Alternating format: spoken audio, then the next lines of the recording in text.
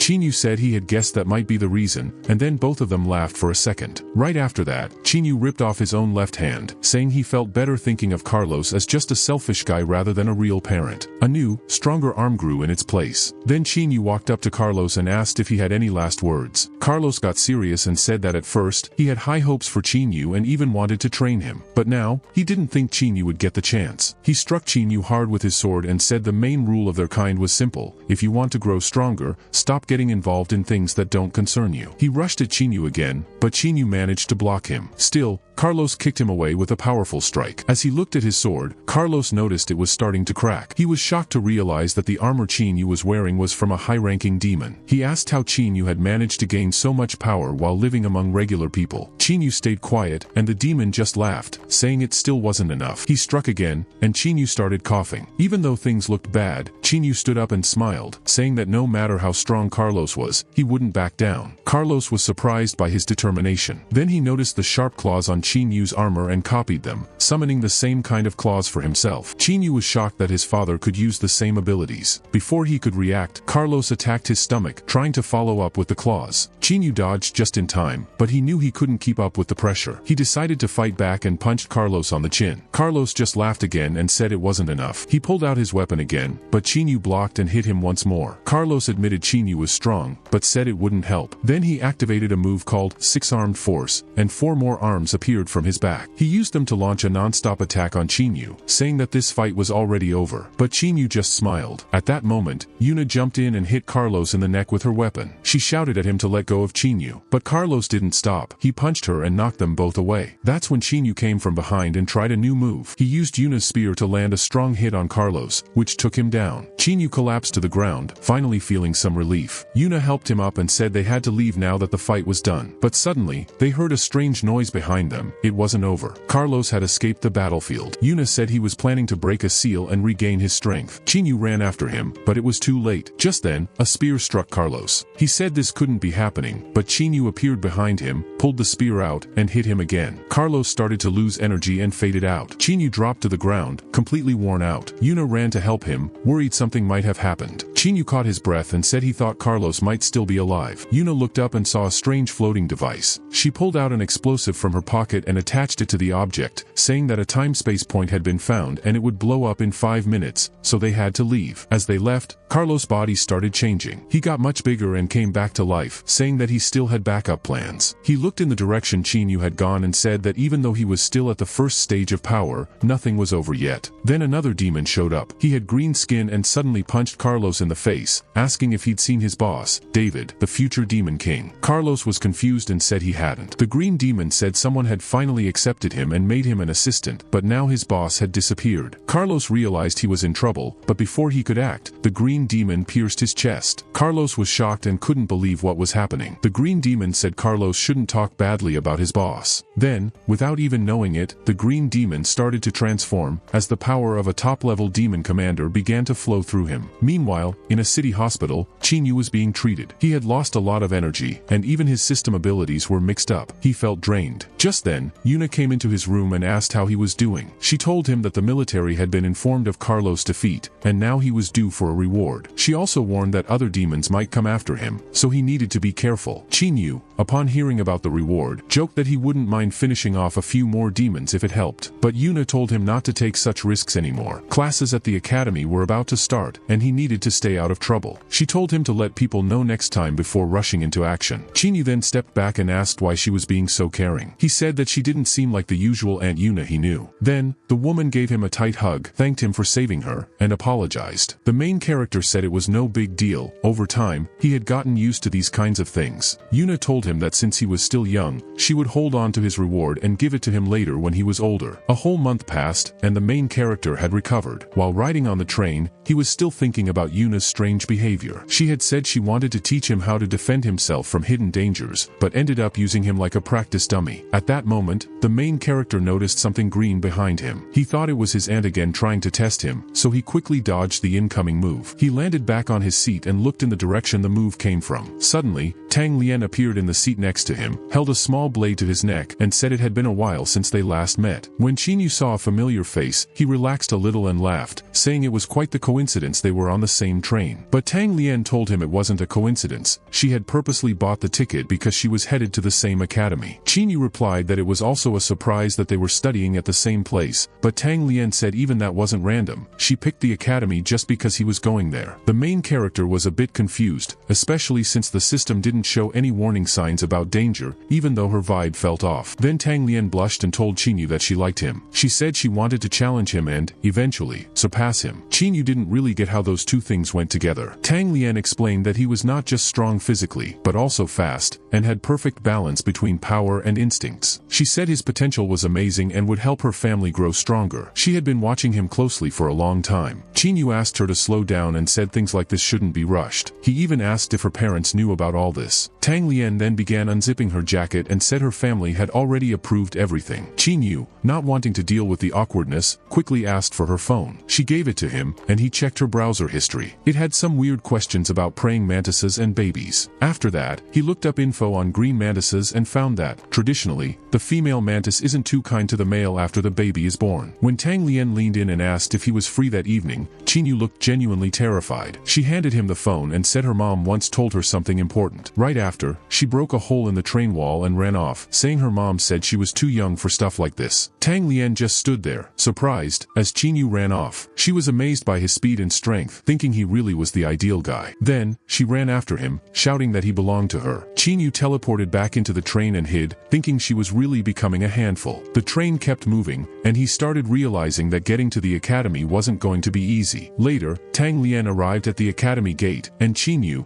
already there, watched her from around the corner. He thought about blocking the entrance so she couldn't come in. He was really concerned because it seemed like she was seriously attached to him, and he wasn't sure he could get away from her. Just then, Xiao Xiao appeared behind him, touched his shoulder, and called him silly. Qinyu was surprised and asked where she came from. She said that after hearing he enrolled here, she and her sisters had trouble picking a school, so they just followed him. Qinyu smiled and said he was happy to see her. Then, he pointed to Tang Lian and asked Xiao Xiao to keep an eye on her. Xiao Xiao thought he wanted her to get Tang Lian's number for him, but Qinyu explained the real deal. Tang Lian had been chasing him non-stop and was now standing there waiting for him. Before he could say more, he noticed Xiao Xiao was already gone. It turned out she was walking straight toward Tang Lian, ready to settle things. Tang Lian saw her coming and asked what she wanted. Instead of replying, Xiao Xiao charged at her with a sword, calling her a weirdo. Tang Lian dodged easily with a flip and tossed her own swords, but Xiao Xiao blocked them with a stone wall. The impact was so strong the wall broke apart. Through the mist, Tang Lian started approaching again, but Xiao Xiao blocked with her sword. Tang Lian asked if Qinyu was the one who told her about all this, but Xiao Xiao didn't give anything away. Meanwhile, students around them were watching the whole thing. Qinyu, wearing a cap, used the chaos to sneak away and finish his registration. He got his student ID and went to the dorms, curious about who his new roommates might be, since this was his first time living with other guys. Nervously, he opened the door and greeted his roommate, but instead of a greeting, a whole wall came flying at him. Luckily, he reacted in time, caught the wall with his big hands, and turned it into cobblestones. He then asked the rhino-like roommate what he was doing there. Before he could reply, Qinyu felt lucky to have a room of his own. But soon, he heard footsteps in the hallway. He peeked outside and said it was a single room, so no one else should be here, but then saw Tang Lian standing there with her suitcase. He quickly shut the door, thinking of what to do next. But Tang Lian just punched through the door and grabbed him by the shirt, looking at him through the hole and asking if he was going to let her in. Realizing he had no choice, Qinyu ran straight through the wall and fled. Tang Lian chased him again, and he decided to run to the vice principal's office for help. He burst into the room, grabbed some papers from the desk, and said he had an urgent report. The assistant got mad and asked if he didn't know not to just barge in, but then, recognizing him, apologized. Qinyu sat down and said he had something serious to talk about. The assistant thought it was about a scholarship and said he'd process it right after the welcome ceremony, and also invited him to give a speech to the new students. The main character said he came to report someone. The officer found it strange and asked who he was talking about. Qinyu explained that it was Tang Lian from the Mantis tribe. The deputy director replied that their academy supported free relationships, so they couldn't really interfere. Qinyu walked towards the exit, saying maybe he had chosen the wrong academy. But just then, the man stopped him and explained that the leader of Tang Lian's tribe had personally asked him to let Tang Lian stay. He asked Qinyu to understand his situation and offered him a place to stay in the meantime. He said housing was available and invited Qinyu to live there until things settled down with Tang Lian. Later, Qinyu went to the room the deputy had given him the keys to, but as he opened the door, he was shocked. Yuna was inside, smiling happily as she saw him. Qinyu shouted in surprise and asked what she was doing in the deputy director's house. Turns out, Yuna had found out that Tang Lian was bothering him, so she bought the house and gave the keys to the deputy to pass along. She said she didn't want to give them to Qinyu directly, in case Tang Lian noticed something. She knew Qinyu would eventually run into trouble and end up in the deputy's office, so this was her plan. Qinyu asked where she got the money from, and Yuna explained it was her own money. The house was in her name so that one day he could bring his future wife there. What really bothered Qinyu was that even in his own house, he'd have to sleep on the couch since Yuna was going to live there too. When Yuna heard this, her eyes lit up in a very intense way and she grabbed a knife. Qinyu got scared and quickly said he was just super happy and that sleeping on the couch was always his dream. Yuna then calmly walked into another room. Qinyu figured there was nothing wrong with the couch for now, and once he got rich, he'd buy a huge bed and lock all the doors. A week later, he had become super popular at the academy. His pictures were all over the walls. Yuli was really proud that her brother had done so well. Qinyu, though, realized that being popular was tough and he would have preferred just getting money. He knew that the prize money was for the winner of the league, but no one had calculated how much he should get for closing the portal and finishing the demon. Soon, the organizers of the contest found him and gave him instructions for his stage appearance. Yuli noticed her brother walking away, and Yuna told her that Qinyu is a tough guy to understand. But she reminded Yuli that no matter the distance, they were still family. Yuli asked her mom if she now accepted Qinyu as her son. Yuna said this was the least she could do to thank him for saving her. Later, all the contest rules were explained to Qinyu, who looked super tired. But he told the deputy that he was totally ready. Then it was announced on stage that they wanted to invite the league champion, the 7th level hunter and city defender who closed the portal. Before he went up, someone told him not to be nervous and to say some nice things about the academy. Qinyu went on stage, stood by the mic, and read his speech. He said he wanted to thank the academy for raising so many talented students and mentioned that the founder was a great person. Then, he hinted that the founder and his partner had a message for everyone, but Qinyu already understood what they meant. Meanwhile, Tang Lian was backstage in her armor, ready to cause trouble, but Yuna appeared and invited her for a quick chat. Tang Lian asked if she came to steal her prize, and Yuna said yes. Tang Lian got mad and rushed at her with swords, but Yuna broke them easily with her spear and made her back off. She told Tang Lian they'd settle this by her tribe's customs.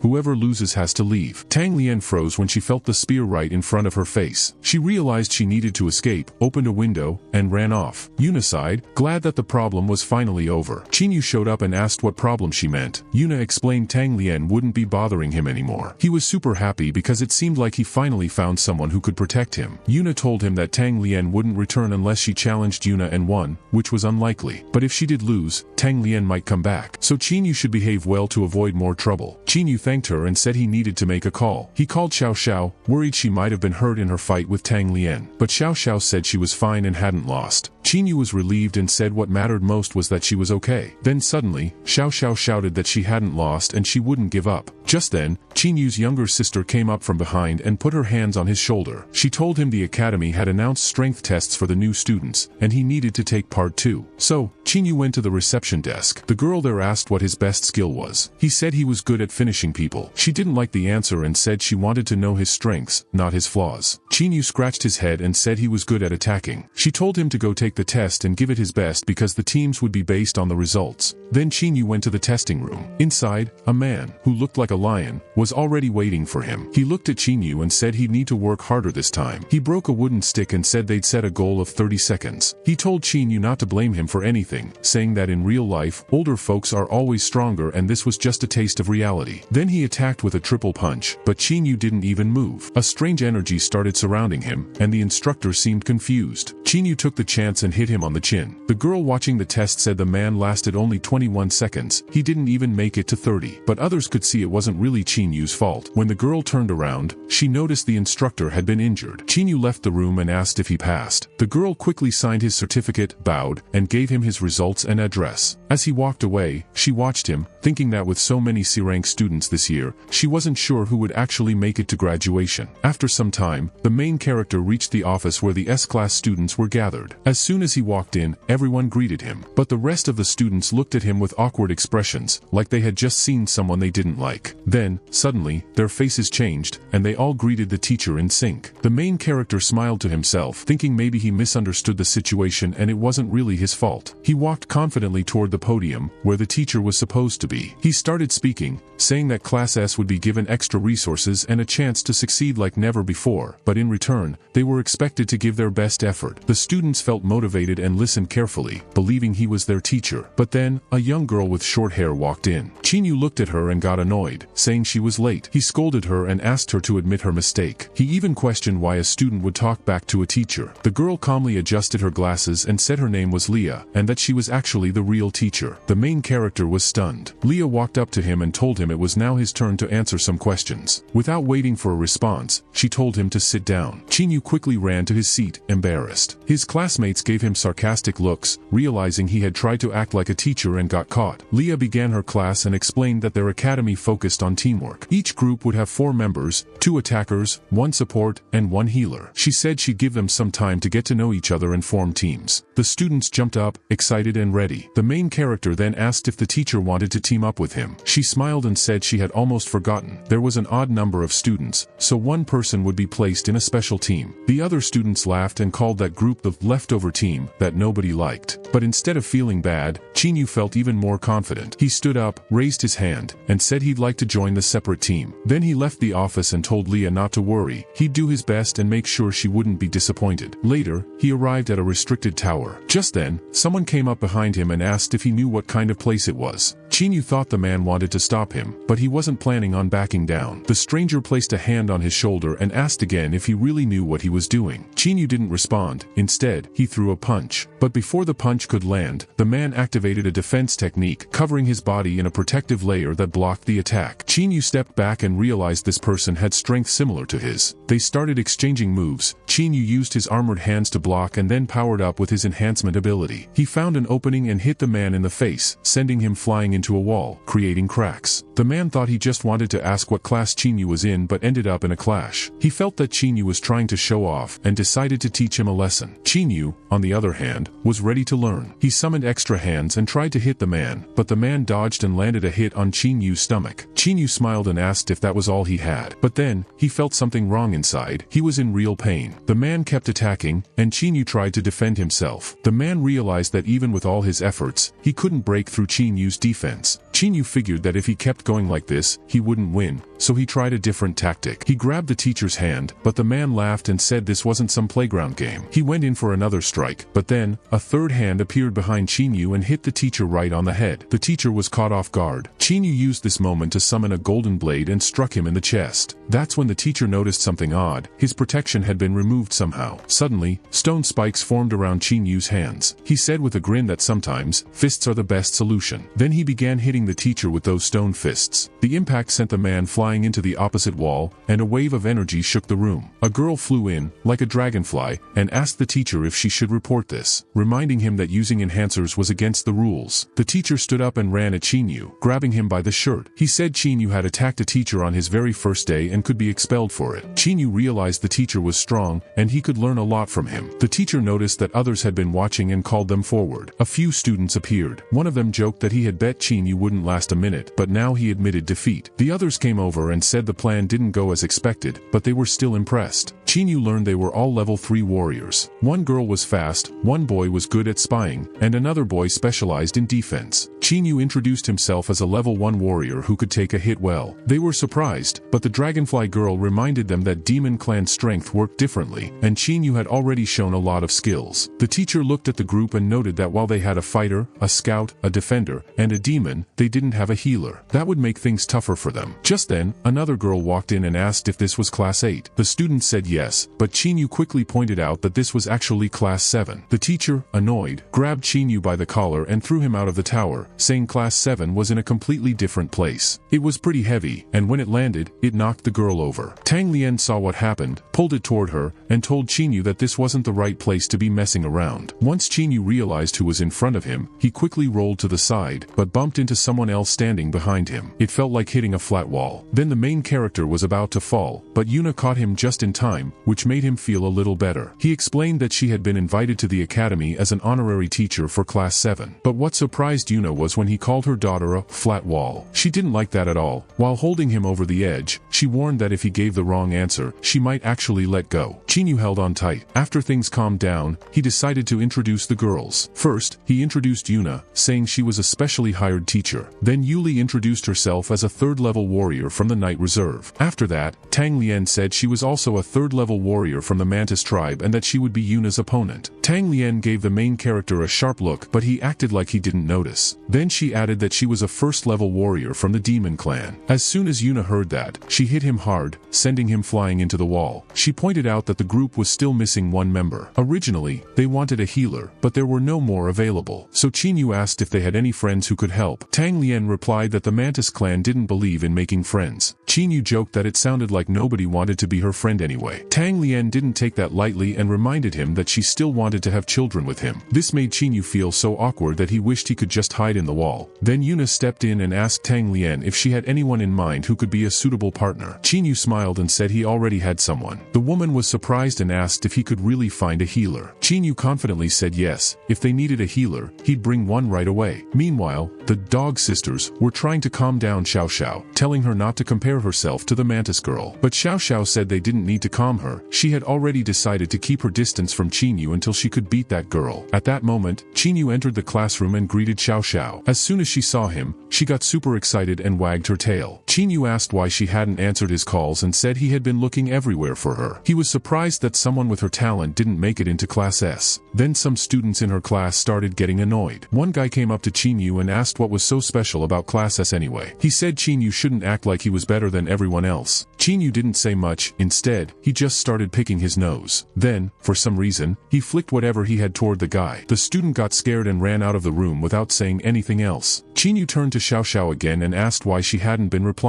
She said she was only here for her sisters. But Chinyu wasn't having it. He grabbed her hand and said he needed her in another class. Xiao Xiao looked at him, surprised. To her, it sounded like he was asking her out or something. She blushed and said they were still too young for that kind of stuff. Just then, a werewolf teacher walked in and asked why things were so loud. He told the students to quiet down, then looked at Chinyu and asked who he was. Chinyu said he was from Class S. The teacher noticed the dent in the wall and asked what was going on. Chinyu said the damage was from something he'd been holding in his nose since birth. The teacher didn't find it funny. He said the wall cost 500,000 and asked if Chinyu could pay for it. Chinyu thought if Natalia found out about that bill, she'd be furious. So he said he was a teacher for Class S and that he had come to pick up Xiao Xiao. He added that the academy would take care of the wall repair. The teacher didn't believe him, so Chinyu said he was the Class 7 mentor, codenamed Steel Bull. Then he picked up Xiao Xiao and started walking out. The teacher said he knew Chinyu was lying and planned to stop him. Xiao Xiao apologized to her teacher, put a big stone wall between them so the teacher couldn't follow. Later, they reached the tower. Chinyu introduced Xiao Xiao to Yuna, saying she was the new healer. Yuna looked at her and wasn't too happy. She asked when she became a healer. Chinyu smiled and said it was the moment they needed one. Yuna didn't like that answer and hit him again. Still, she thought their team was turning out to be pretty strong. They had a scout and a healer. Now all they needed was a good strategy. Then she gave the team their first challenge. She said before leaving the class, they all had to team up and bring Chinyu down. Xiao Xiao and Yuli looked excited. Tang Lian didn't wait. She instantly appeared in front of Chinyu and told him not to run. She wrapped him with her magic, saying she needed him, but he didn't have to be conscious. She used a net to trap him, and Chinyu realized he had to fight back. He summoned his giant fists and went for it, letting go of all formalities. His punch was so strong, it sent her flying to the other side of the platform. She landed hard and looked like she couldn't keep going. Chinyu rushed toward her to finish the match, telling her not to blame him for going too hard. But suddenly, he felt something holding him back. When he looked around, he saw Xiao Xiao running toward him. His body transformed, he grew in size and sprouted 2 extra arms. The chains around him broke instantly. He ran toward Xiao Xiao, who was frozen in surprise. At the last moment, she raised a stone wall to protect herself, but Chinyu shattered it with one punch and pinned her to the ground. Yuli, who was watching everything, was shocked. She hadn't realized how strong Chinyu had become, even though they were all in the same class. Still, she didn't back down. As soon as she saw Xiao Xiao was out, she jumped into the fight. She sent out her wolf and started attacking Chinyu with quick moves. But Chinyu didn't flinch. Xiao Xiao and Tang Lian watched in disbelief. When it looked like Yuli was about to lose too, Chinyu grabbed her leg and threw her straight into the wall. When Yuna realized her daughter was in danger, she immediately stopped the test and told everyone to form a line. She said the girls not only lacked teamwork, but they were also much weaker than Chinyu, so they couldn't really be called a team. She mentioned that their main task now was to quickly learn each other's skills, and then handed them weapons for more specialized training. Upon hearing this, Tang Lian got upset and said that as a member of the Mantis tribe, she didn't need training. Yuna smiled and said they could use real weapons and asked Chinyu to fight her again. But when Tang Lian looked at Chinyu, she took back her words. Just then, something flew towards Chinyu's hand, and she realized it was a hidden attack. Upon looking closer, she saw it was an egg. Yuna explained that the problem was they only used brute force. They needed to take the egg and try to train with it. When they could hit the wall without breaking the egg, they could consider the training complete. She said she would just supervise. Chinyu asked how he had managed to throw so many eggs so quickly, and when he was pinned to the wall, he asked if she really thought this method would work. Instead of answering, Yuna silently pointed to her stomach. When Chinyu looked down, he saw an egg there that hadn't broken. Suddenly, energy surrounded him, and he realized this was the first step to becoming even stronger. The ground beneath him cracked. Later, the team went outside to practice again. Yuna carefully watched her daughter's training and noticed Yuli's reactions were slower, making her slower than usual. Yuna wasn't happy, thinking Yuli should be doing much better soon. Tang Lian told Yuna she had finished her training. Meanwhile, Chinyu was practicing in his apartment. He realized the egg trick wasn't easy. After days of practice, he now smelled like raw chicken eggs, but he finally managed to get it right. He sat on the floor and checked how his stats had changed. He opened the system and saw he had gained new skills. At that moment, Yuna entered, threw a paper at him, and told him since he had learned everything he needed to, it was time to try something new. She said the academy would be sending missions soon, and there would be rewards. Yuna found something interesting for Chinyu. If he absorbed the combat ability for long-distance fighting, saying it would benefit him. Chinyu said he would complete the mission immediately, and Yuna told him to stop messing around and move to the mission site now, since he wasn't the only one who knew. As soon as Chinyu heard this, he jumped out the window, saying he wouldn't let anyone take the mission. Although he was accompanying them on the mission, he wouldn't participate. Suddenly, one of the passengers pointed to a flash in the sky and said they needed to lie down. Before they could do anything, a flash of light hit the bus, causing it to explode. All the passengers fell out of the bus as it flipped, and they were barely conscious. A sniper, sitting on a nearby tower, aimed at them. He fired at the commander, but just before the bullet hit, a hand appeared in front of the boy's face. It turned out to be their teacher, who intercepted the bullet. The sniper was disappointed and told his team he had failed because there was a teacher among them. He jumped off the tower before anyone could spot him. The students turned to their teacher, asking if his mission had failed. The teacher said it wasn't his fault since the enemy's strength was stronger than expected. It was too late to go back now. The students told him to do the best he could, and sooner or later, they'd have to go beyond their limits. The teacher said he had sent the information to the academy, and a team would arrive in 3 hours. The boys decided to follow him. Meanwhile, the sniper was already in the city, and someone was following him. In the end, it turned out to be Chinyu. He told the sniper he was too fast and had to chase him for 10 miles. The sniper asked who Chinyu was, and he said he was a distant relative. The sniper thought Chinyu was acting with someone else and needed to catch all his accomplices for a bigger reward. Suddenly, the sniper turned and told Chinyu he had no distant relatives. Chinyu didn't back down and told him to stop being so cold and talk it out. Instead of answering, the sniper aimed a rifle at Chinyu's head and warned him to stop talking. Just before Chinyu could react, a gunshot was heard. The sniper thought he had hit Chinyu, but when he looked closer, he saw the wound on his head heal instantly. Chinyu smiled and asked the sniper why he shot him. Terrified, the sniper froze. Chinyu then rushed at him, saying he hadn't done anything wrong, and dared to shoot him. He grabbed the sniper's rifle and shot him in the shoulder. The sniper screamed in pain and said he had no choice. He jumped away from Chinyu and started firing a machine gun at him, saying it was payback for getting hit. However, the bullets didn't harm Chinyu. He told the sniper to call his dad. Then he ripped several tree trunks out of the ground and ran toward the enemy. The sniper realized he was dealing with a powerful opponent. Just then, another person appeared and saved the sniper from Chinyu's attack. Chinyu figured it out, the sniper had an accomplice. The new person approached him and said that as representatives of the same race, it was better to talk things through. But Chinyu just hit him with a tree trunk, saying there was nothing to discuss. After getting enough energy from his enemies, he knew it was time to finish things. Chinyu looked around but couldn't see the sniper anymore. The enemies suddenly revealed they were from the Demon Soul clan. Chinyu thought they were the ones who possessed people's souls after they died, but he still didn't know what else they were hiding. The men told him to follow them, lining up in 2 rows to greet him with smiles. Chinyu decided to enter their camp, knowing he couldn't get the tiger cub without entering the tiger's den. As he walked through the village, the locals looked at him strangely. He was soon taken to the village chief's office, where an elder from the Demon Soul clan, a soul hunter, was waiting. The man asked where Chinyu came from, saying he had never heard of him. Chinyu thought to himself that the man's body was weak, so it made sense he was captured. The man said there weren't many demons in the area and he had only heard of one. He then looked angrily at Chinyu and asked if he wanted to say something. Chinyu noticed that the man's presence had grown stronger, but he didn't understand how such a weak body could be of any help in a battle. And why had he decided to face him directly at that moment? Suddenly, a green creature entered the room and asked how they could let the horned one finish them off like that. When the creature saw the horned demon in front of him, his eyes widened in shock. Chinyu was also surprised to realize that this guy was still alive. The creature then ordered that they treat him with respect, since they were in his domain, and Chinyu had to apologize and call him master. Chinyu thought to himself that ever since his last visit to the space-time labyrinth, he had grown much stronger. At that moment, cloaked figures entered the room and walked toward the demon, including someone named Mr. Boka. But the demon told them to be quiet, calling them a group of useless individuals who couldn't stand up to a demon. One of the men suggested that Boka should take revenge. At this point, the demon glanced at the main character, who was sitting and smiling, and said he still had work to do, so he had to leave. However, before he could leave, the protagonist grabbed him by the neck and told him to explain what he was doing. He told him to call him Dad from now on, shaking him from side to side. The bald man then turned to Chinyu, asking if they knew each other, and wondered why Boka hadn't introduced the young man. The demon seemed very annoyed but understood there wasn't much he could do in this situation. He explained that Chinyu had been his former boss and had fought alongside them in battles, leading them against numerous enemies. The bald man said it was an honor and then asked Chinyu what his purpose was. However, the main character replied that he didn't need their help because he was the great demon of wishes. He had helped a group of his brothers before, but he wasn't used to working for free, so he demanded payment. The man agreed to pay him everything he asked if he helped them carry out their plan. The man then mentioned that since he and Boca knew each other, Boca could show him around. He explained that in situations like this, there was only one way to resolve it, by taking down the soul hunter. To do that, they would need everyone present. Chinyu decided to report this to the academy to get help. Soon, a group of students, led by their teacher, arrived at the scene. The teacher received a message that the situation had changed, and it was a trap, so they had to leave immediately. The students were surprised and didn't want to leave, but the teacher insisted they had no time to explain. As they tried to escape, they were attacked from outside. The teacher created a protective barrier, but the enemy's projectiles kept coming, breaking the barrier. Fragments flew toward the sniper who was attacking from afar, but at that moment, a demon appeared and shielded the sniper from the shards with his body, buying time for the teacher and students to retreat. Once the smoke cleared, the sniper ordered a chase, but the students had already run into the forest. The teacher ordered them to keep running as fast as possible. At that moment, the sniper aimed at the teacher and asked if he cared so much about his students. Before the bullet could hit, the teacher put up another barrier and summoned thousands of birds to attack the enemies. Soon, the students saw their attackers lying unconscious on the ground. The teacher told them to keep running without looking back. The students obeyed, determined not to disappoint him, but suddenly, a figure appeared ahead, coming out of the forest. They took out their weapons to defend themselves, but it was Chinyu, who assured them he wasn't chasing them. He told them not to worry and that he was on their side. One student recognized Chinyu and was relieved but also confused. Chinyu then demanded 500 from each of the students, saying he wouldn't negotiate. After transferring the money, Chinyu kept walking. Just then, they heard a strange sound behind them and turned around to see their teacher, who was barely standing. Chinyu warned that if they had another teacher, they'd have to pay an additional 1,000. The students were shocked and asked why the price went up. The teacher stepped forward and asked who Chinyu was. The students explained that he was the first-year representative, Chinyu. The teacher approached and said she had heard a lot about him, but Chinyu simply replied that sometimes money speaks louder than words. In response, the teacher stabbed him with her sword, telling the students this wasn't the real Chinyu. It turned out that Chinyu was actually a monster. The teacher explained that she had received information from the academy that the real Chinyu was gathering information elsewhere. The students could now only trust her. At that moment, one of the students grabbed a sword and stabbed the teacher, thanking her for the valuable work. The rest of the students realized that the teacher was a soul hunter in disguise. The boy laughed and, looking at his classmates, decided what to do with them. Meanwhile, the main character was walking through the city with a demon when he received a message saying the advance group had been wiped out. It seemed that his true identity had been revealed. Fortunately, he had gathered important information, so now he just needed to wait for the opportunity to escape and let the academy handle the rest. A while later, military personnel arrived, and explosions filled the air, forcing Chinyu to escape. He received a message saying they were going to bomb the village, but he didn't understand why they were telling him this. He then noticed Boca opening a hatch in the street and rushed after him, but the demon didn't wait. Chinyu decided he couldn't give up and followed Boca into the hatch, only to watch as the military approached the locals. Boca went downstairs, unaware that Chinyu was following him. The main character grabbed him from behind, holding a knife to his throat, and demanded to know what he was doing there. Before he could do anything, the demon forces abandoned Boca, causing him to fall to the ground. Chinyu turned to see a stranger approaching from behind, another man who looked just like him. Realizing it was a soul hunter, Chinyu understood that the hunter knew his true identity and was pretending to attack him to lure him in. The soul hunter confirmed this and explained that since everyone knew his plans now, it was time to reveal them. Chinyu asked if he was the one who caused the chaos upstairs and killed people from the academy. The soul hunter replied that Chinyu had misunderstood. He wasn't looking for a fight but had been forced to oppose the chaos caused by an idiot, giving him the chance to do so. The soul hunter added that if he took Chinyu's body and powers, he would earn a place in the demon world. At that moment, Chinyu put on his armor and said that no one supported such an effort. The hunter began to suspect that Chinyu was trying to buy time for reinforcements to arrive. He then used his ability, and Chinyu felt his legs freeze. The hunter said that he had been waiting for this moment for a long time and had prepared a special magic circle to speed up the process of controlling Chinyu's body. Chinyu realized there was no point in waiting for help and needed to fight back. He used all his strength to lift his feet off the ground and started pushing back the demons who came to the hunter's aid. However, the hunter stood his ground, insisting that they must become one. At that moment,